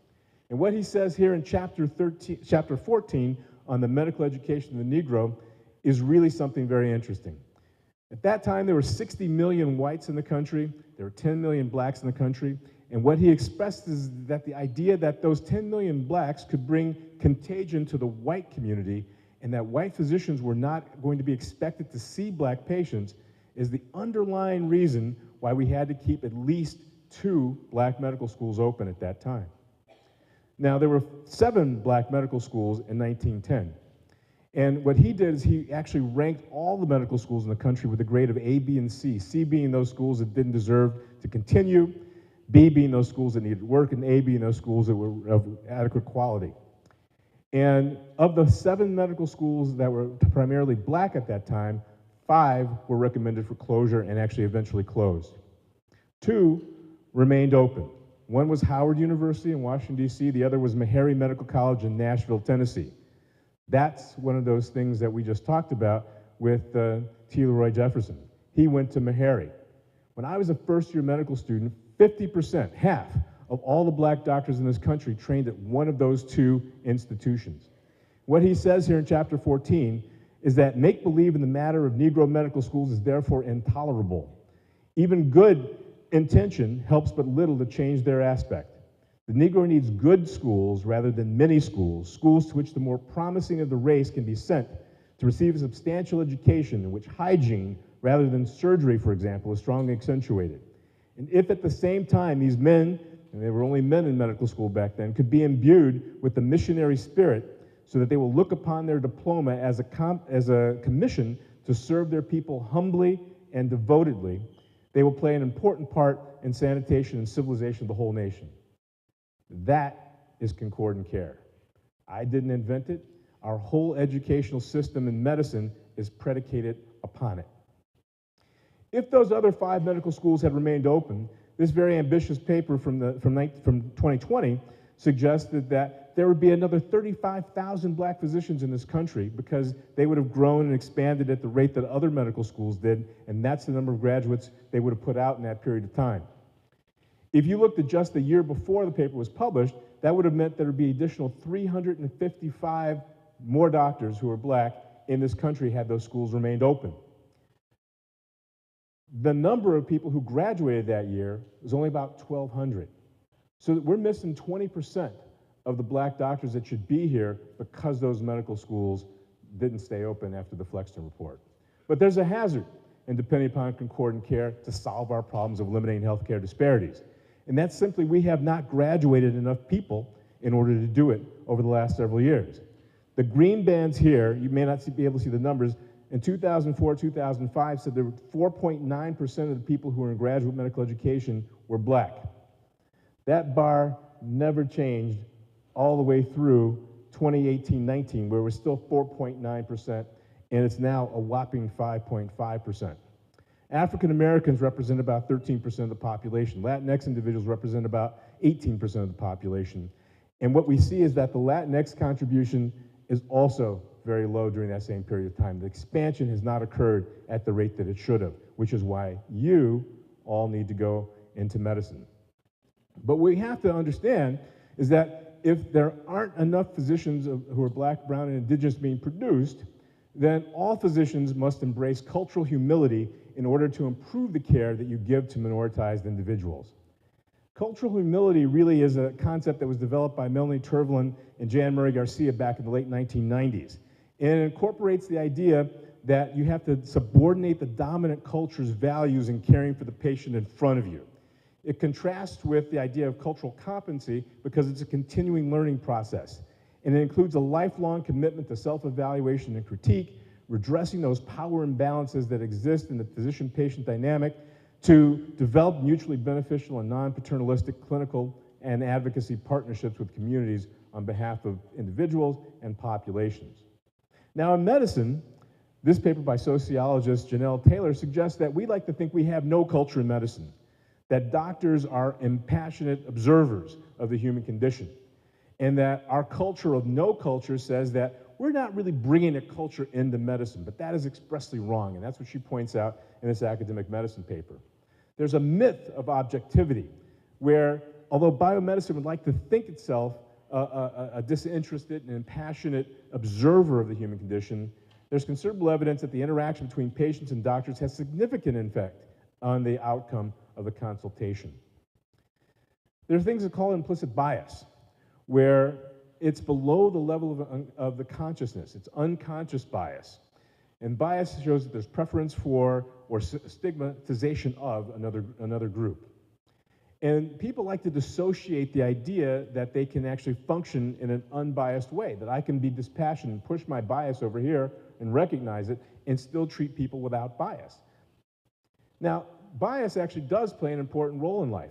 Daniel Kahneman, who just passed about a month ago, talked about thinking fast and thinking slow, that you make quick decisions that are life-altering by almost hardwired pathways in your brain so that you don't get eaten by a lion or something. But on the flip side, if you want to think about things in a more in-depth way, thinking slow is important. That's where careful analysis comes from. And so in order to think about how you approach things, sometimes thinking slow is better than thinking fast. So let's go back to that diagram of health disparities where I pointed out that the disparity could be because of clinical appropriateness of need. These are things that involve the weathering we talked about, operation of the healthcare system. This is the lack of access to care because there aren't enough physicians of minoritized backgrounds. Let's go to this third part on discrimination and bias that we see in healthcare. Now, nobody puts their white coats on in the morning and says, I'm going to go to work and discriminate against minoritized patients. Nobody ever does that. But there is implicit bias within the healthcare system on the part of professionals. And 20 out of 25 studies found at least some evidence of bias in clinicians' diagnosis, treatment, interaction with patients based on characteristics such as race, ethnicity, orientation, weight, mental illness, substance abuse, disability, or social circumstances. And that none of us are immune to unconscious bias. And that if we work in the more stressful environments within medicine, that degree of implicit bias is worsened. Heightened stress drives you thinking fast and making those decisions that are based on stereotypes. You may go to work thinking that you are actually going to do the best you possibly can for your patient, but what you may not realize is that you bear societal's impact on thinking about the differences that exist between groups based on race and ethnicity. And so this intricate diagram talks about how the things we bring from our own experiences in society impacts how we think about patients who are in front of us in the office. We know that in the educational bias that exists, where we know that breast cancer patients with less education were likely to say that physicians discussed surgical options with them, that women with heart problems were less likely to receive appropriate treatment, and that physicians, based on race, thought of black patients as less intelligent, less educated, more likely to abuse drugs and alcohol, and more likely to fail to comply with medical advice. And this interesting study published in the Proceedings of the National Academy of Science suggests that there's racial bias in pain assessment and treatment recommendations based on false beliefs of biological differences between the races. This landmark study that was published in the New England Journal of Medicine back in the 1990s actually had physicians who were at a national meeting of primary care doctors view videos of individual actors who were saying exactly the same script. So they gave exactly the same report, and now the physicians were asked, what's the next thing that you do? So what they said, the actors all said, is they described symptoms consistent with something that we call unstable angina. And the next thing that you're supposed to do as a physician is to evaluate them for cardiovascular disease and acute coronary artery attack, heart attack. And when you divide them up between black male, black female, white female, what you found is that if the chances of you going for cardiac cath was 1.0, that is the normal expectation, if you were white male, it was still 1.0. If you were a black male, it was still 1.0.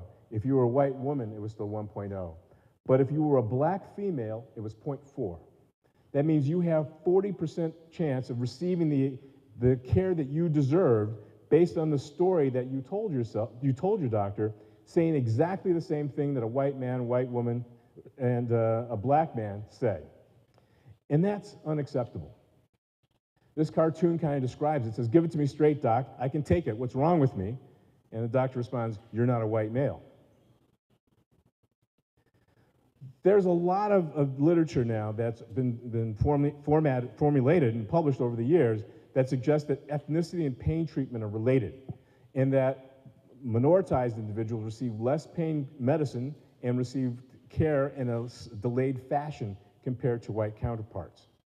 And in part, it's due to this PNAS paper that suggests that there's false beliefs about biological differences, in which they asked medical students, almost 300 of them, various questions, and they're listed here. I don't know if you can see them. It says that do blacks age more slowly than whites? We've all heard the expression that black don't crack. Well, 23% of the population believes that.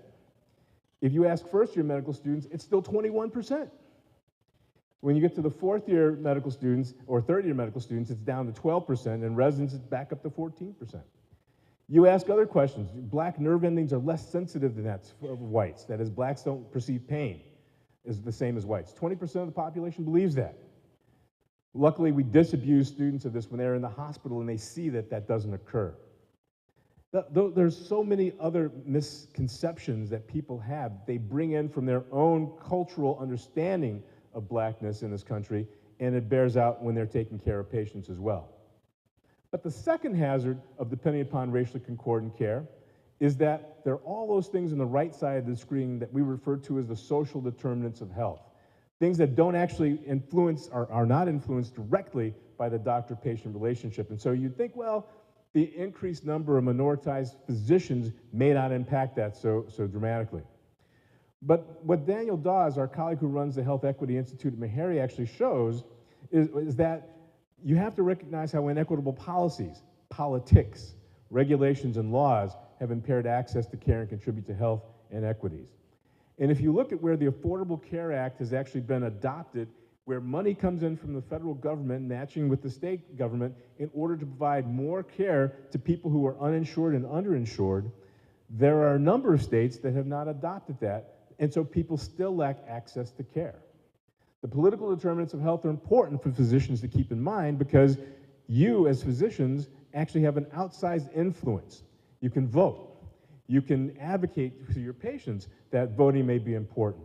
And though a clinician can't change a particular determinant of health, they can actually advocate so that our policymakers can. And our physicians in the exam room and on Capitol Hill can actually take action to help educate our politicians on the importance of practicing cultural humility and unwinding implicit bias. And clinicians also play a role in advocacy in which they may personally not write healthcare policy, but can serve to advise individuals who do. Well, this was an important case that was decided almost a year ago now that looked at access to college admissions and medical school admissions on the basis of race. And the decision by the Supreme Court was that you can no longer consider race as one of the factors that may govern admissions processes in higher education and in lower education as well, in medical school as well. And what they said that they couldn't reconcile the practices at Harvard University and at the University of North Carolina with the Equal Protection Clause of the 14th Amendment, and that there was lack of sufficient focus and measurable objectives which would permit the continuation of race-conscious admissions. Now, I would argue in medicine, we've got wonderful objective evidence as to the value of diversity or continuing to express diversity in our medical college admissions processes, and that is the elimination of health disparities. If we could eliminate health disparities, racial health disparities, I could go back to doing what I usually do and not concern myself with this at all, because we would have solved the problem, but we haven't solved the problem. The Supreme Court said that we lack meaningful endpoints. Well, that's an endpoint that we should use. Now, they actually did carve out the need for continuing race-conscious admissions in the military because they recognize the importance that diversity plays within that particular body. But Justice Roberts actually offered, and he's the gentleman who's standing on the right side of the screen, the observation that nothing in that opinion should be construed as prohibiting universities from considering applicants' discussion of how race affected his or her life. And so I'm telling you that when you apply to college, that you should talk about how race and ethnicity has impacted your thinking about the need to become a physician, has impacted your experiences up until that point educationally, that may have impacted what you are driving to do, what you're striving to do. Justice Ketanji Brown Jackson said in her minority opinion, as a matter of fact, that with the let 'em eat cake obliviousness, the Supreme Court pulls the ripcord and announces colorblindness for all by legal fiat. But deeming race irrelevant in law does not make it so in life. And in medicine, that's certainly the case. Our ACGME actually spoke up on behalf of the Supreme Court decision and said that we reaffirm our commitment to the requirements to focus on diversity through the mission-driven, ongoing, systematic impact that we talked about. And the rationale was to hold true to the mission of improving health care for individuals and of populations. But we also noted that the ACGME requirement did not require race-based affirmative action to be used in order to change diversity. What we noticed in the Supreme Court decision is it focused on Title VI. These are issues involving admissions.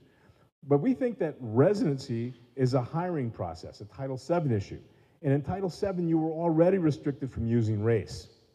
What you can do in Title VII, though, is enhance the pool of applicants. And you can be very race conscious about that. So if we know we don't have enough indigenous physicians, we can actually build the cadre of indigenous physicians in order to have a better pool of people who are applying to our programs. Residency selection is a process of employment, and we don't have a direct application admissions process in residency education as well. And that we should try to use the ability to increase those pools in order to address it.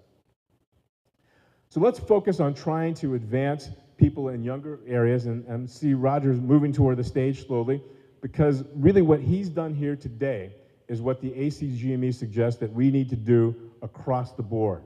And that is focus on younger learners, preparing them for careers in medical education and careers eventually in the health sciences, the STEM areas, and medicine. I'll show you a couple last slides. This is Ward Connerly, who was in California and led the charge against affirmative action in the late 1990s, 1997. And he passed a proposal there called Proposition 209, which forbid the use of race in college admissions.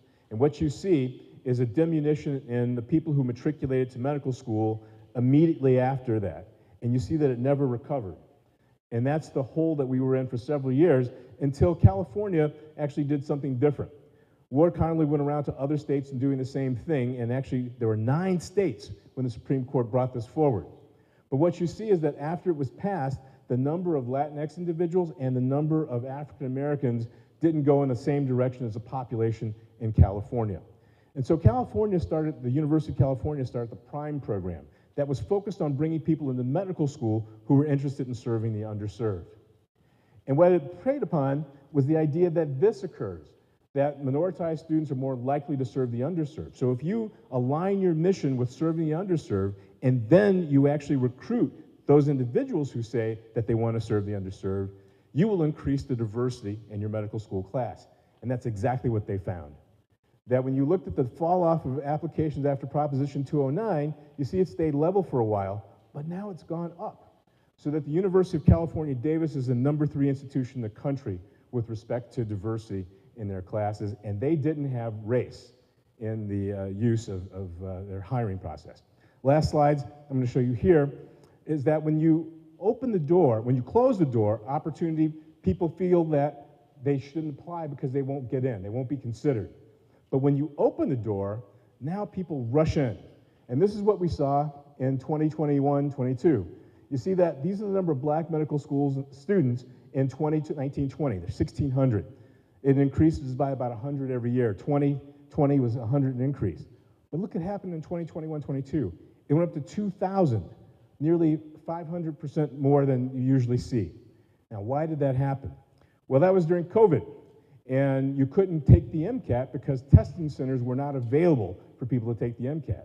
So when people saw the opportunity to apply to medical school without having to take the MCAT, they rushed through the door, because minoritized individuals have historically scored lower on the MCAT and standardized exams than their non-minoritized counterparts.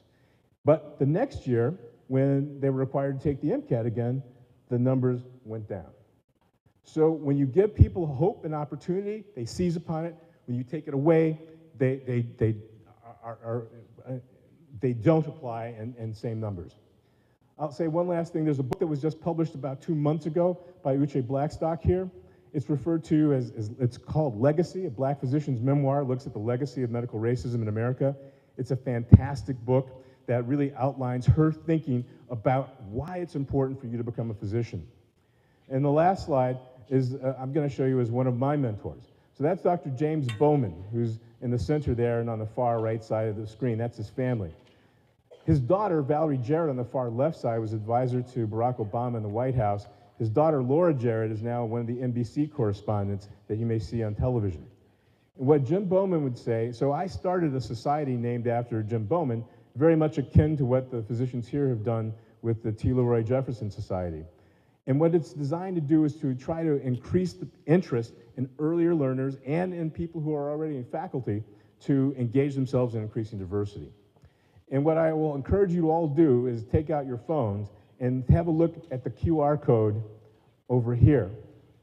If you can see that QR code and scan it. What it tells you about is a National Institutes of Health program that's designed just for you.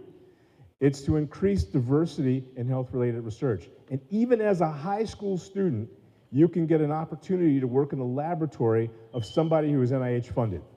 And nobody knows about this program, and it goes unspent. Many of the dollars go unspent every year.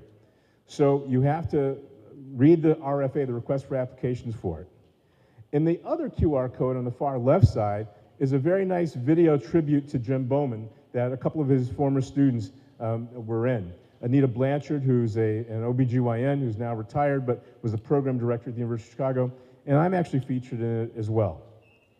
And that's it.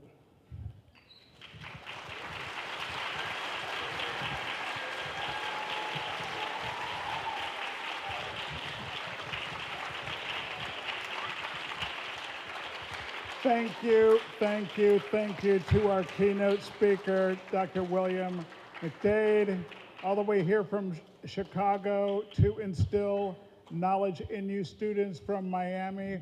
We got a big Crockett Foundation fellows who are up here from Fort Lauderdale, students from all over Palm Beach County.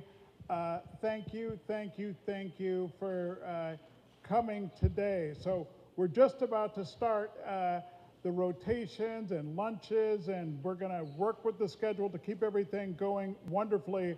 But the first thing we wanted to do is to award our keynote speaker a fantastic trophy expressing our appreciation for him. Thank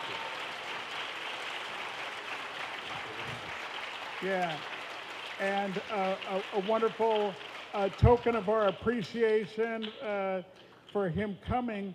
And also the T. Leroy Jefferson book here, 75 years in pictures of what we've been doing and how we've been having impact here within Palm Beach County.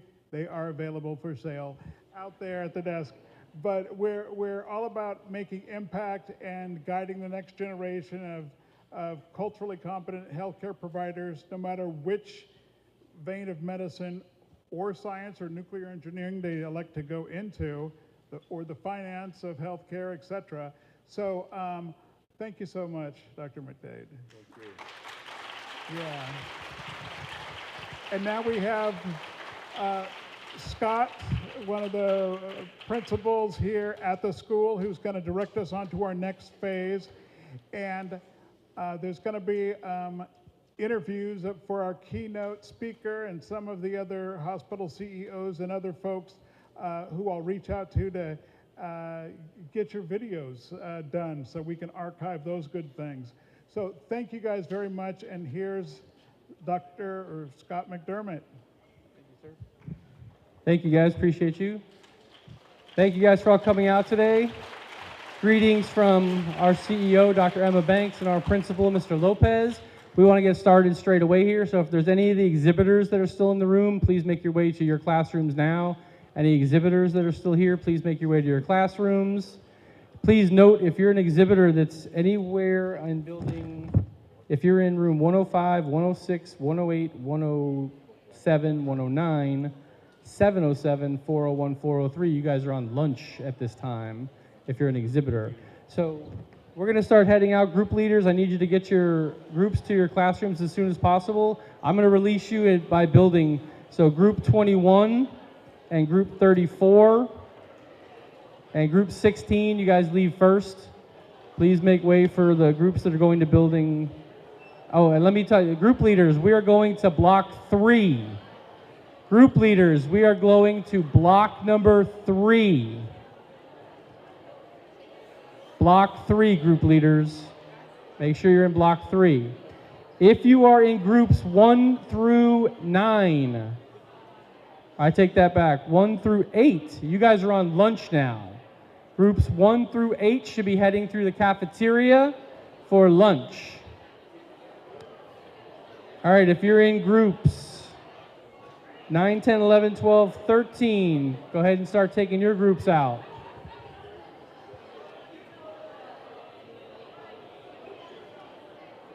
Remember, we're going to block 3, group leaders, block 3.